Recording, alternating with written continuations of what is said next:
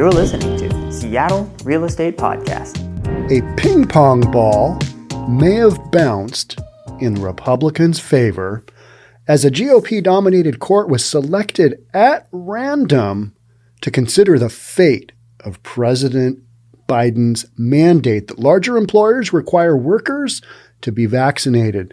This is that mandate, went to OSHA, emergency temporary deal with employees of over 100 in a company, all got to get vaxxed. Well, ping pong ball chosen, Republican court. That's what we're talking about today. Before I jump on in, if you're new here, welcome. My name is Sean Reynolds. I own a couple of real estate companies, and I read the news from that perspective. All right, let's do this. ABC News. Why wouldn't we read from ABC News? I mean, mainstream media, it can't be wrong, can it, about something like this? No sirree. GOP majority court chosen to consider Biden vaccine mandate. Interesting. Saw that yesterday. I'm like, things are kind of going on a roll here. They're going on a reasonable roll. Let's call it that. Challenges to President Joe Biden's COVID-19 vaccine mandate for private employers will be consolidated in the U.S. Sixth Circuit Court of Appeals, a panel dominated by judges appointed by Republicans. What's going to happen? What's going to happen next?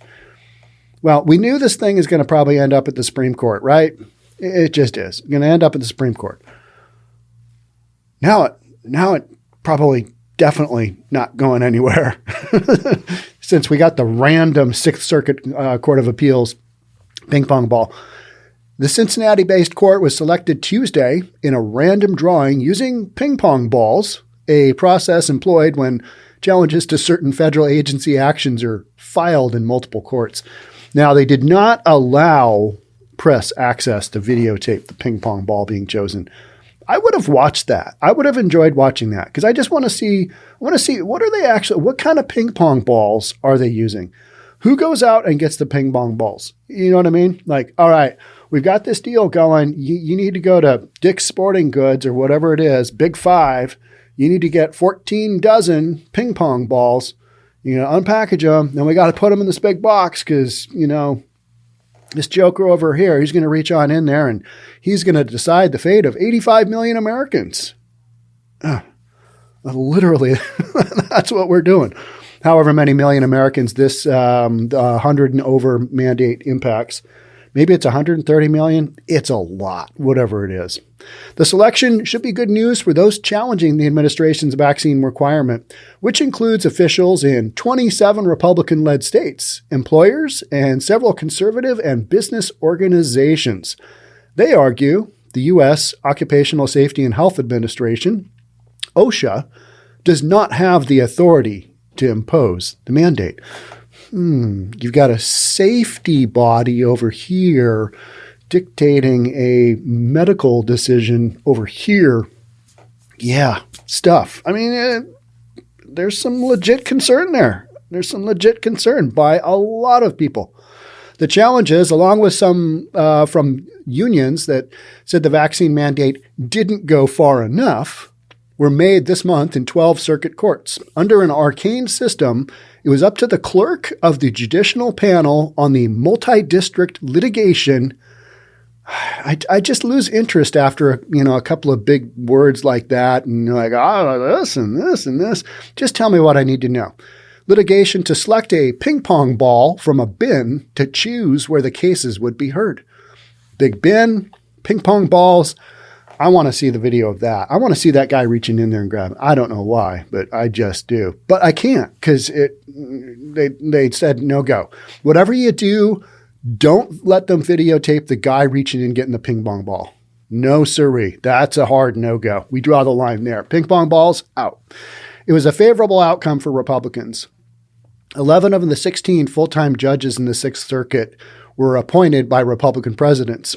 Accounting for one of the Republican-appointed judges, Helene White, who often sides with judges appointed by Democrats, and adding senior judges who are semi-retired but can still hear cases, the split is 19-9 in favor of Republicans. Wow, that's a heavy weighting. I am no mathematician. I am no statistician. But that is in favor of Republicans. 6 of the full-time judges were appointed by former President Donald Trump. Another court where a majority of judges were nominated by Republicans, the New Orleans-based Fifth Circuit Court of Appeals, issued a ruling that put the mandate on hold. That was, I believe, the Fifth Circuit Court of Appeals, that was on November the 6th, I believe. I believe this emergency temporary order or emergency temporary deal from OSHA was on the 4th of November. On the 6th of November, the Fifth Circuit of Appeals. We don't really care. It is what it is, right? It's not clear whether the court that will hear the case will act as the Fifth Circuit did and side quickly with the Republican challengers. But legal experts have become increasingly concerned in recent years about the politicization of both federal and state courts, raising questions about whether justice is fairly administered or dispensed through a partisan lens. That's what it's all come down to, hasn't it? The ping pong ball. That's really all that matters. Because it's like, okay, all right, right guy grabbed that, or whatever guy grabbed it, and he grabbed the right ping pong ball, depending upon your view of things, depending upon your partisan lens. Allison Orr Larson, a professor at William and Mary Law School. Whenever I hear of professors at these schools, I just kind of immediately cringe and go, well, let's just see what they say, because most of the time it's stuff that I'm not really on board with. Allison Orr Larson, a professor at William and Mary Law School, co-authored a study published this year that found growing partisanship in federal judicial decisions. For decades, the study found that rulings on cases in which all judges in a circuit weighed in generally were not decided along party lines based on the presidents who appointed the judges. Okay, all right. Where are we going with this? We did see a concerning spike starting in 2018 that led us to wring our hands, Larson said in an interview. The increasing partisanship in a branch of government that is supposed to be blind to partisan politics was seen in judges appointed by presidents of both parties.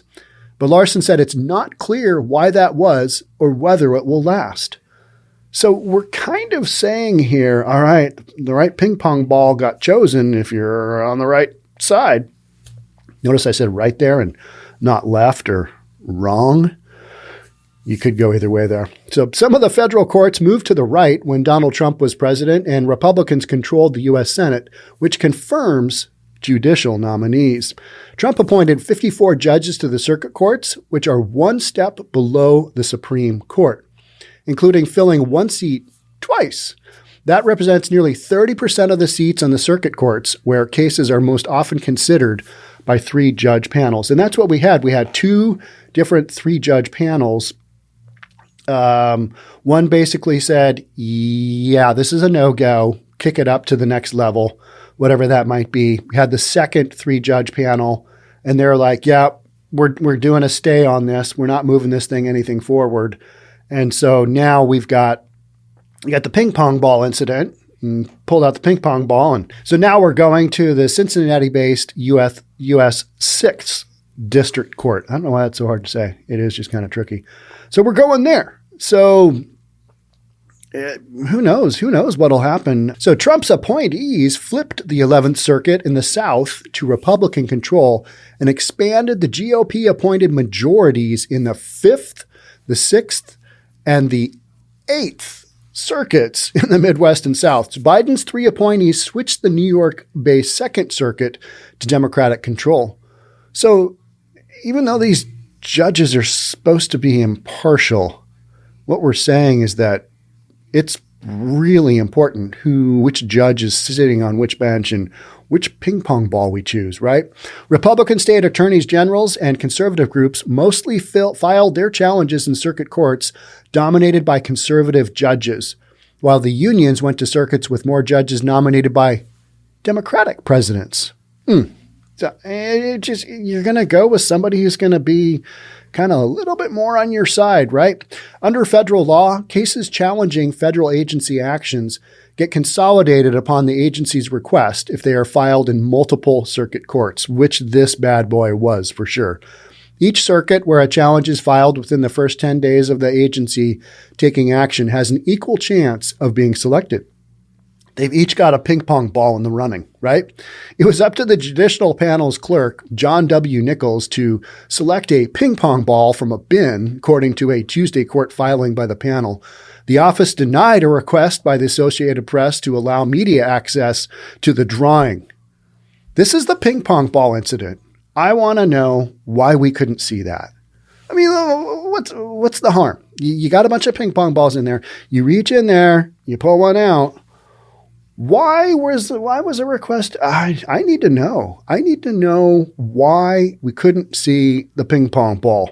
I want to know. Previously this year, the lottery, free the ping pong ball. Previously this year, the lottery had been used to assign just 2 cases. One involved fallout from a National Labor Relations Board ruling on an anti-union Twitter message.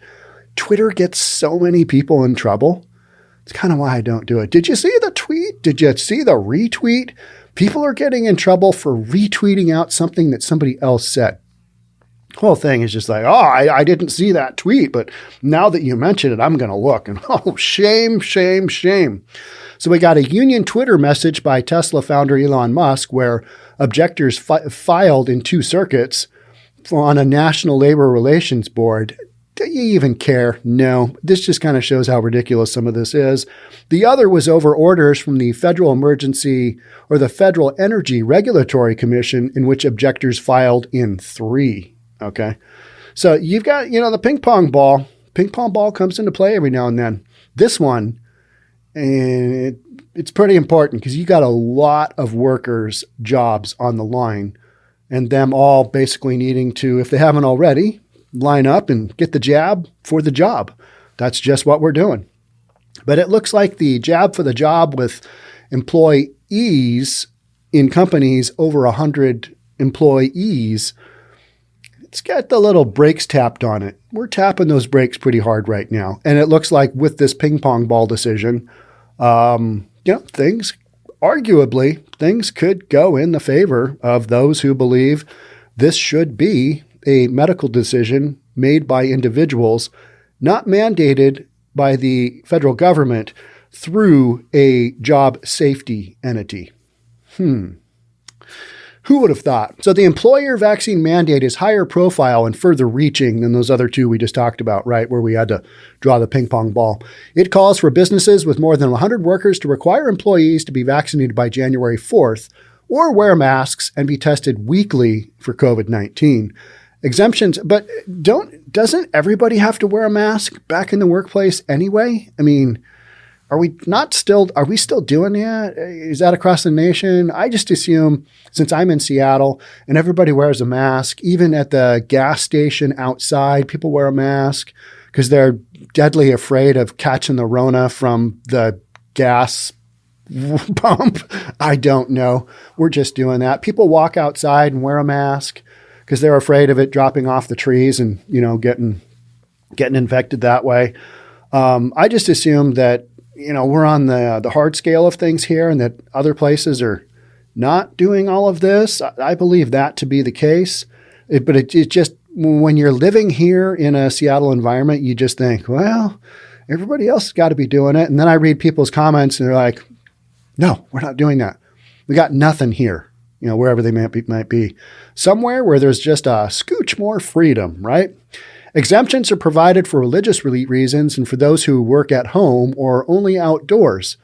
All right, so there's some exemptions, but one of the big factors in this ruling is that this is a one-size-fits-all deal, and there are so many different variations in so many different employment situations across the U.S. that mandating 100 employees or more. And the only reason they came up with that is because they're like, well, companies with 100 employees or more, they can probably handle, enacting this better than companies with less than 100 employees, which is where my companies fit in.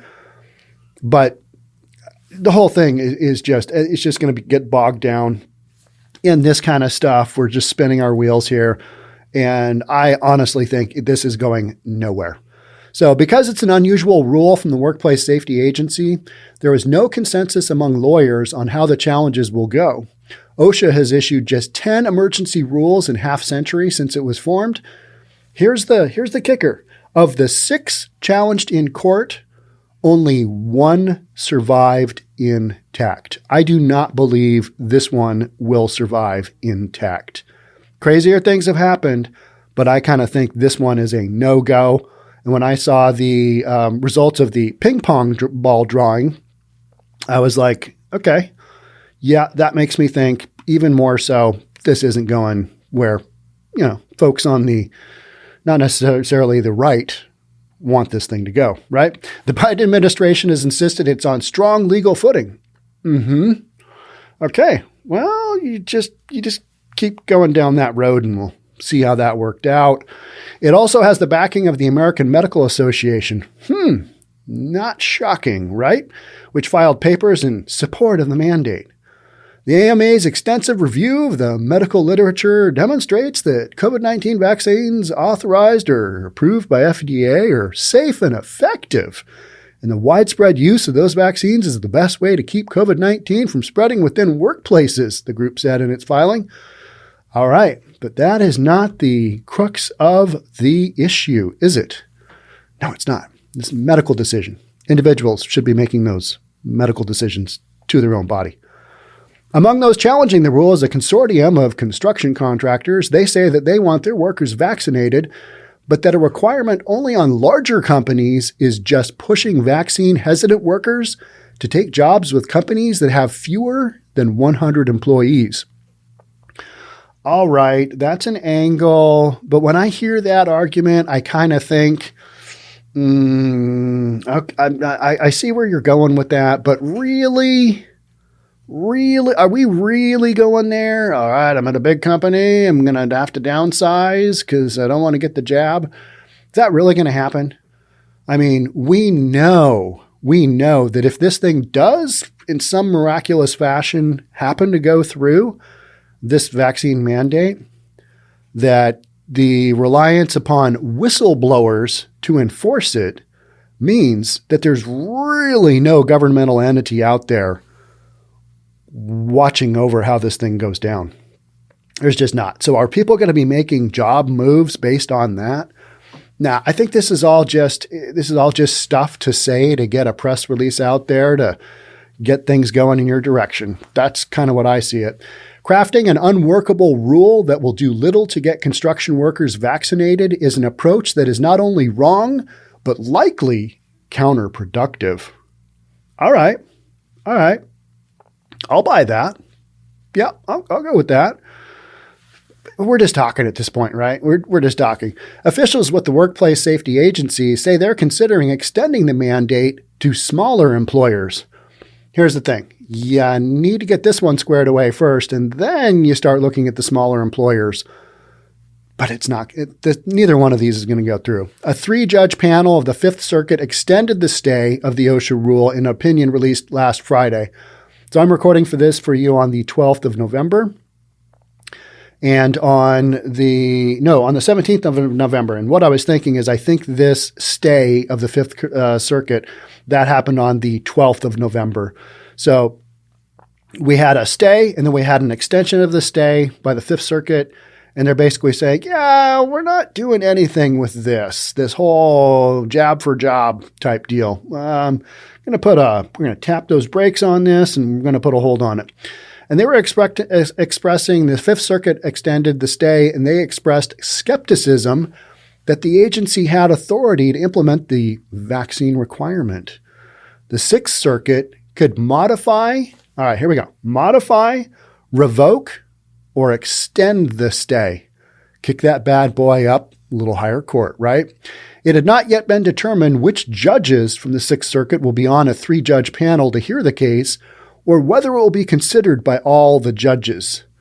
So how do they decide that? I want to know that. The U.S. Department of Justice declined to comment on the selection of the court. All right, you're not commenting on the selection of the judges. We're not getting to see the ping-pong balls. This might be ping-pong ball gate. I don't know. All right. No ping pong balls. I want to see that video. Reaching in there. Did you grab a good one? Did you grab a bad one? Can you put it back? What if you drop the ping pong ball? He doesn't have it. Reach in there again. Can you do a do-over? Can you do a mulligan when you're pulling the ping pong ball out? Those are things I want to know, and without seeing that footage, I think the American public is being hoodwinked. But no, I don't think they are, because we got the result that we wanted, which is the ball got pulled out and we're moving along, and it's in the hands of the judges now, right? OSHA suspends enforcement of Biden's vaccine mandate. Uh-oh. This is that headline we're talking about. OSHA, they're not on solid footing here. Their mandate is, the Occupational Safety and Health Administration has suspended implementation and enforcement of the Biden administration's vaccine for private employers after a federal court blocked the measure. The OSHA website page dedicated to the COVID vaccine emergency temporary standard, the ETS, reads, while OSHA remains confident in its authority to protect workers in emergencies, OSHA has suspended activities related to the implementation and enforcement of the ETS pending further developments in the litigation. So OSHA had to officially come out and say, we're not doing anything for now. We can't really do anything. We're tied up in court, and we're going to wait for future developments and furthermore ping pong ball incidences to happen. Last week, the U.S. Court of Appeals for the Fifth Circuit fully blocked Biden's executive order requiring companies with over 100 workers to mandate vaccination for their employees after temporarily staying it on November 12th. The court ordered that OSHA take no steps to implement or enforce the vaccine mandate until further court order. That's where we sit.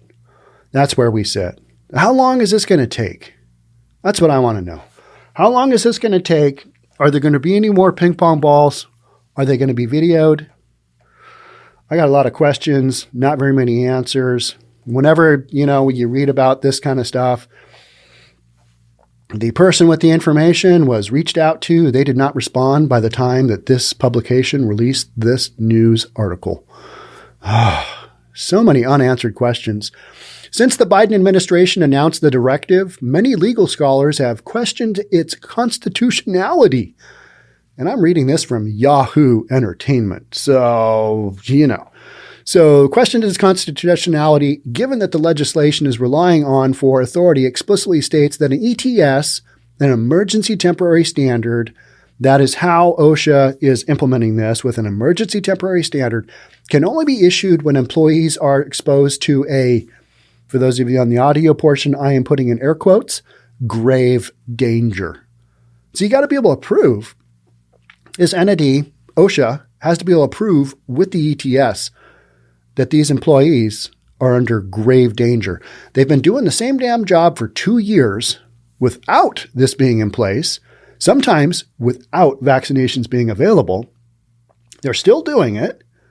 And yet all of a sudden, you've got this grave danger that's rearing up its ugly head, and we've got to make sure everybody is quote unquote safe.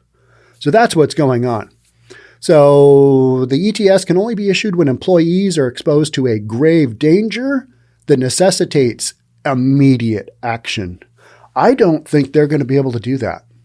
I don't, based on the standards, what little I have read on that, I don't think they're going to be able to do that. I think there's just so many roadblocks to this, and this is yet another thing where the Biden administration just kind of throws it out there and, well, let's just see how this goes. It didn't work. Well, a lot of people got vaccinated anyway.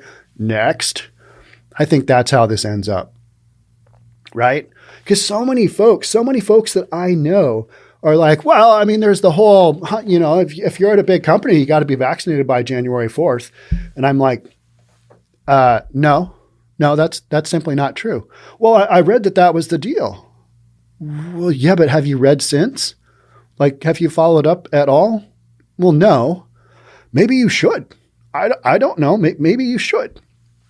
Now, you got to follow these things along. And particularly when I talk to younger folks, say my kids' age. My kids are 20, almost 26 next month, and 28 when you talk to them, they see the big headlines and then they don't really follow up with the other stuff. And I could throw out to them and their friends, hey, there's this little podcast maybe you should tune into every now and then. And I don't even bother with that because they're not going to tune in. There's not enough exciting stuff. I'm not covering hip hop and I'm not covering sports here. So why would they tune in? Or fashion or fitness or, I do a little bit of that, but old man style. But you got to follow this stuff along because a lot of these conversations are, well, I got the jab because I need it for my job. And I'm like, okay, which mandate was that? Well, the one with over 100. My company is a big company. We're going to go down that road. So many people, they don't pay attention. If you're of the mindset that this is a medical decision only you should be making for yourself, you're fully on board. And that's probably why you're watching this podcast to this point in this podcast. You're fully on board and you're like, okay, what's going to go on? And that's why I've been covering this one kind of at every little step of the way to the point where I've talked about ping-pong balls enough. I mean, I did an entire podcast on it yesterday. Ridiculous stuff. But that's kind of where we're at with this, is that we've got this mandate coming out of a safety entity of the government that doesn't typically cover this stuff. And this is a Trifor. It's a Trifor. That's what it is. And it's a Trifor that I think has enough roadblocks where it's not going to be a thing. And then you've got a lot of people who are like, well, I just decided to get vaxxed anyway. That's the real issue, is people are just, there's so many layers where now you have to be vaccinated that people are just rolling over and taking the jab because society is making it so difficult to operate in a lot of locations where this is being mandated. Seattle being a really good example. I mean, you can't really operate here without being vaccinated. I mean, as a normal human being, I'd like to go eat at a restaurant. Sorry, that's out of the question. Just stuff like that. And so I think it's important to cover these topics, especially one that impacts as many millions of Americans as this one. It's a big one. And if they try and apply this to the smaller employees, best of luck to them. But I honestly don't see this thing as going down the way that it was basically put out there to the masses. So there we go. But whatever the next steps are, I will cover them for you right here on the Seattle Real Estate Podcast. And if there is any more hope of ping-pong balls being involved, I want to let you know from the bottom of my heart, during this holiday season, I will bring you those stories. Thanks again for being here. Thanks again for supporting the Seattle Real Estate Podcast. Talk about some weird topics here, right? Yeah, we do. But it's kind of what we're doing. So thanks for being here. We'll catch up with you soon. Until then, stay safe. Make good decisions. I know you will. Pick that right ping pong ball. I mean right. All right. Talk soon. Bye for now.